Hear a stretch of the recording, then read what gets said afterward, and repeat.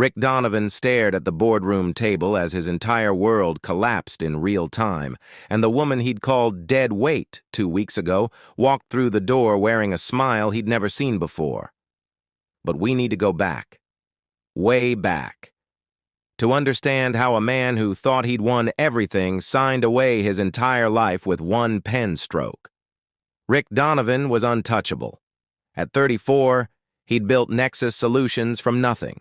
A Seattle startup that looked good on paper, $7 million in revenue, 23 employees, an office in Capitol Hill with exposed brick and a coffee bar that served oat milk lattes. He drove a Tesla Model S, wore Tom Ford shirts, posted motivational quotes every Monday morning. Winners focus on winning. Losers focus on winners. 17,000 followers ate it up. His wife had 206. Linda Donovan worked from home, a spare bedroom in their Ballard house with one window that looked at the neighbor's fence. She wore sweatpants, hair in a ponytail. No makeup most days. She'd been building something for 18 months. Rick called it her hobby.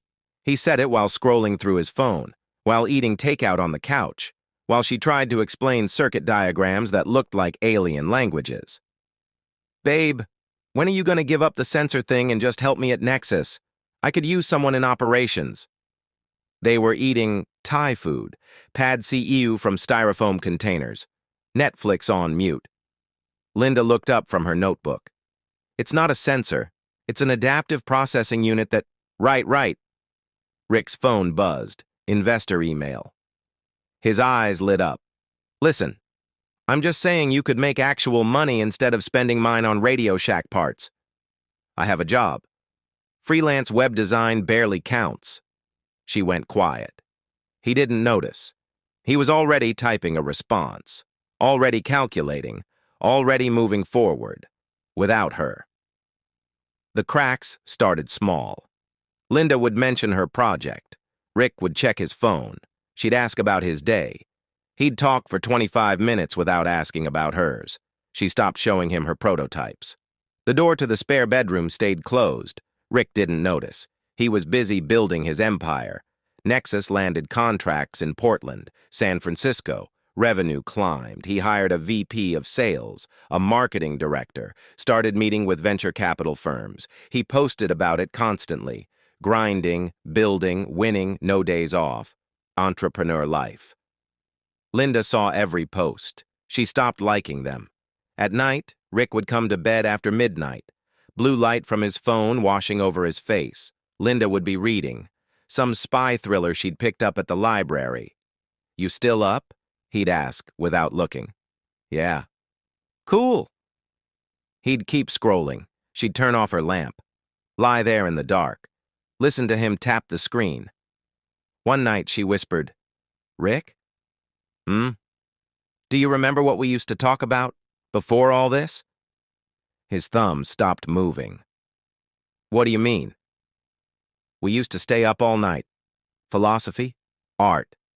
Remember when we argued about free will until sunrise?" "That was college, Linda." "I know. I just miss. I have a board meeting at 7. Can we do this another time?" Silence. He went back to scrolling. She stared at the ceiling, counted the seconds between his breaths. 43. Then she got up, went to the spare bedroom, closed the door, opened her laptop, and kept working. February came cold and wet. Rick sat in his office, view of the Space Needle through rain-streaked windows.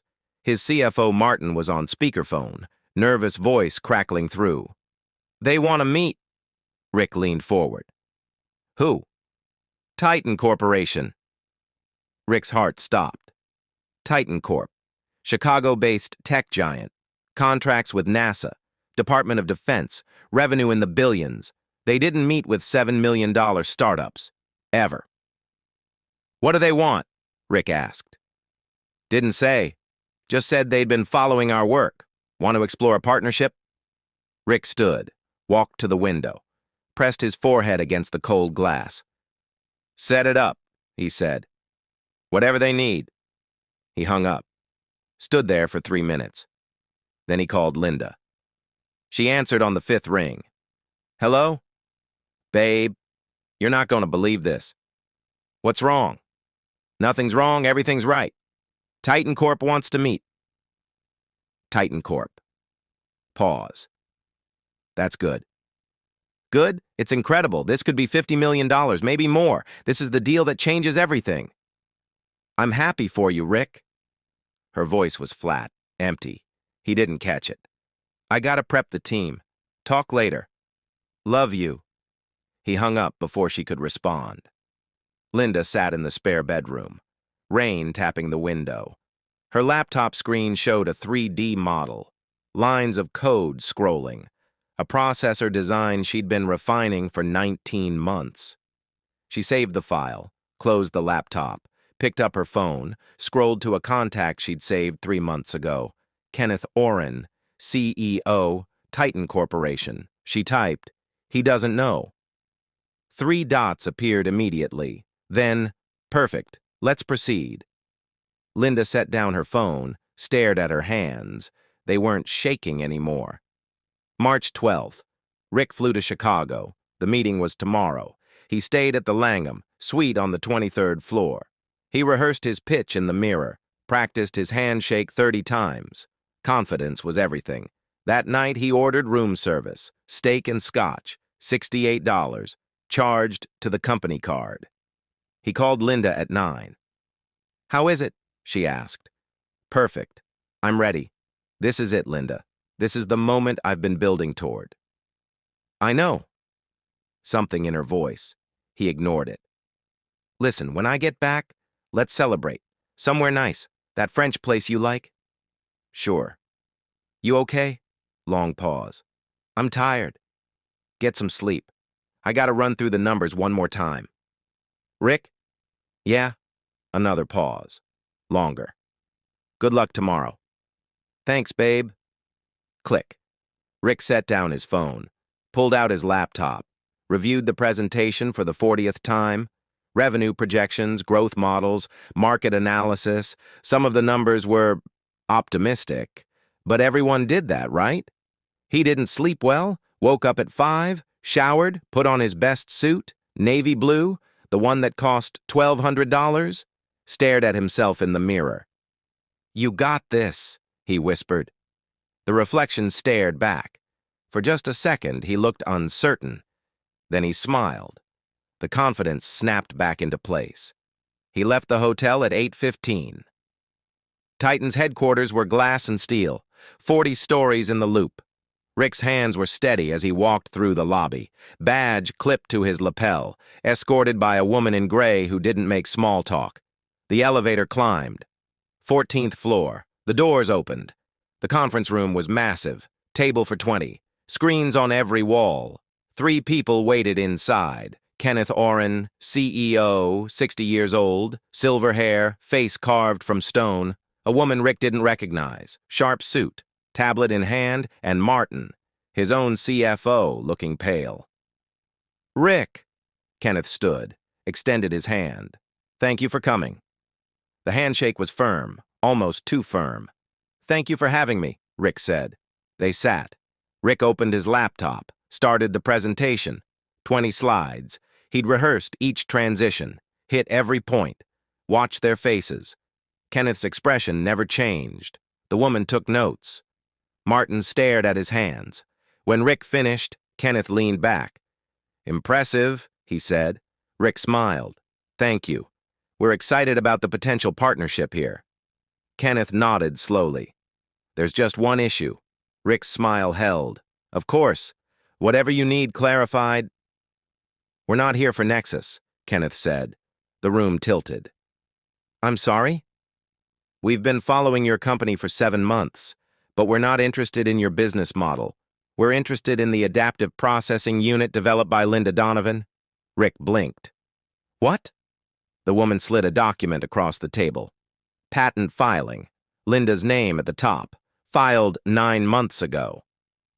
Your wife's invention, Kenneth continued, is the most elegant solution to distributed computing architecture we've seen in a decade. We want to license it. That's why we're here. Rick's mouth opened. Nothing came out. Wait. Linda's... her hobby project? Adaptive processor, the woman corrected. She presented it at a symposium in Vancouver last November. Our R&D team contacted her immediately afterward. Presented? Rick looked at Martin.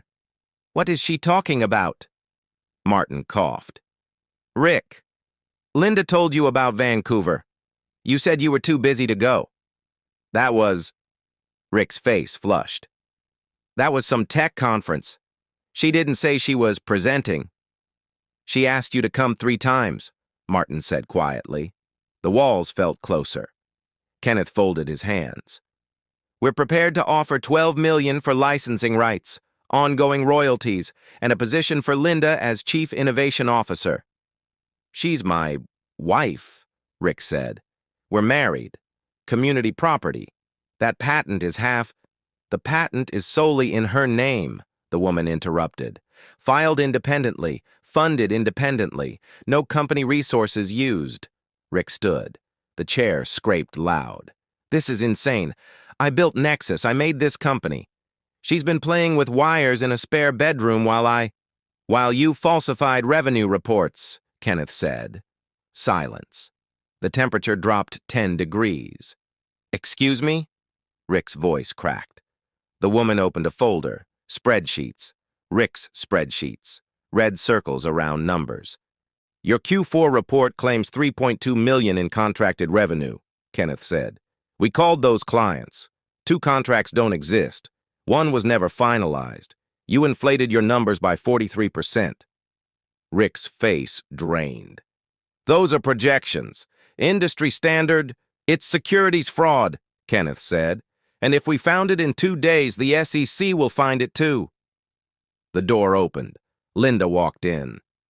She wore a black suit, hair down and styled, makeup, heels. She looked like a stranger. She didn't look at Rick. Ms. Donovan, Kenneth stood. Thank you. She shook his hand, sat down. 3 seats from Rick, placed a leather portfolio on the table. Rick stared. Linda, what the hell is this? She finally looked at him. Her eyes were ice. Business, she said. You called them? You been talking to Titan behind my back? They called me 7 months ago. We've been negotiating ever since. His world spun. 7 months? After Vancouver, Kenneth's team reached out. I've been very careful about the terms. You've been plotting. I've been protecting my work, she said evenly. While you pretended it didn't exist. Kenneth cleared his throat. Ms. Donovan, shall we finalize? Linda nodded. Let's. Rick slammed his hand on the table. You can't do this. I already did.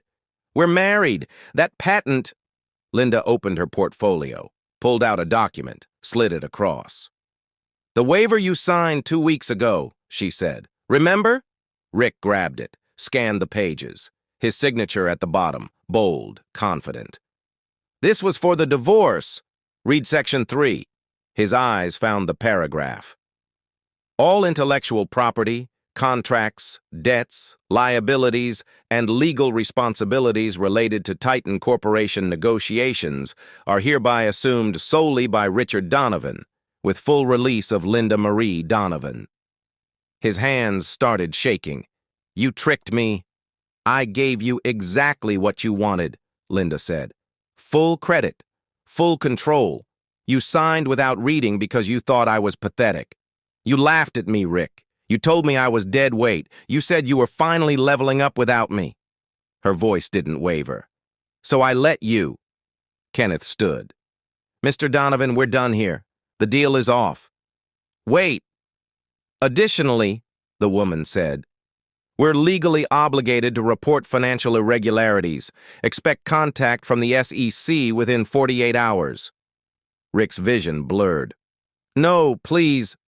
Linda reached into her bag, pulled out her phone, set it on the table, pressed play. Rick's voice filled the room. Just show them the projections. They don't need the real numbers. Everyone exaggerates to get funding. It's how the game works. She stopped playback. Kenneth's face was granite. We're done. He left.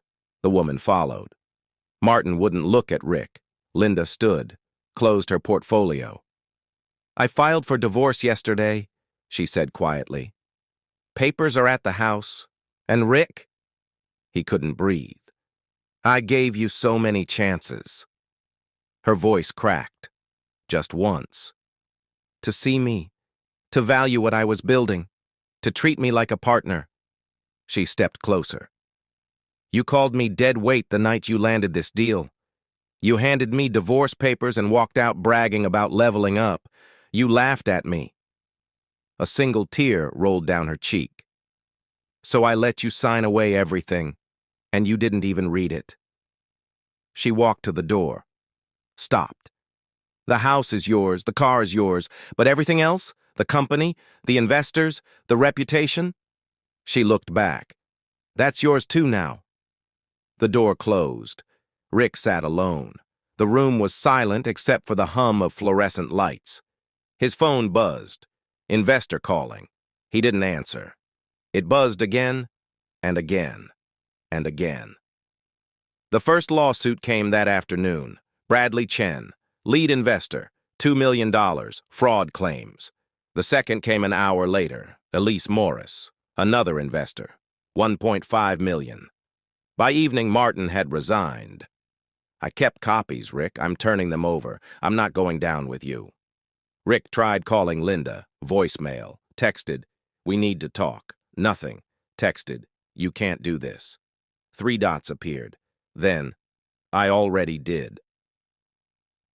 The SEC investigation took what felt like both an instant and forever.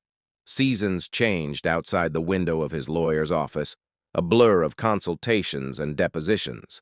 They found everything: falsified contracts, inflated revenue, personal expenses on company cards, Nexus Solutions filed for bankruptcy. The name was stripped from the office building in Capitol Hill.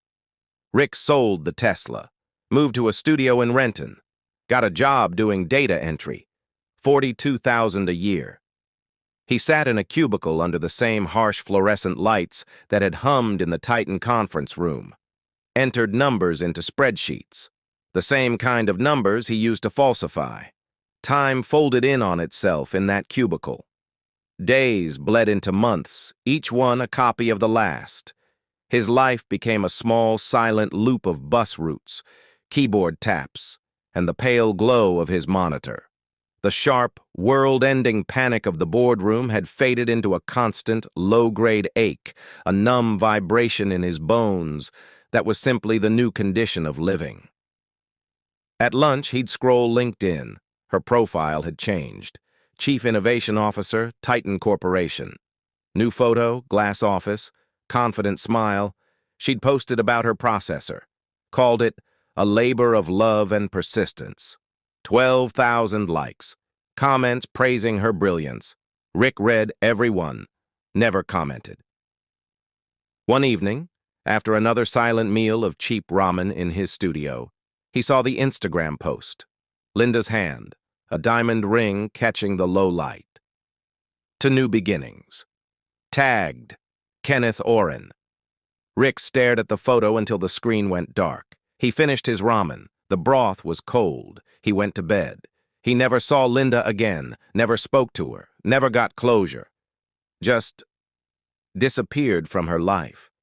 The way she disappeared from his long before she ever walked out the door. Only now he understood.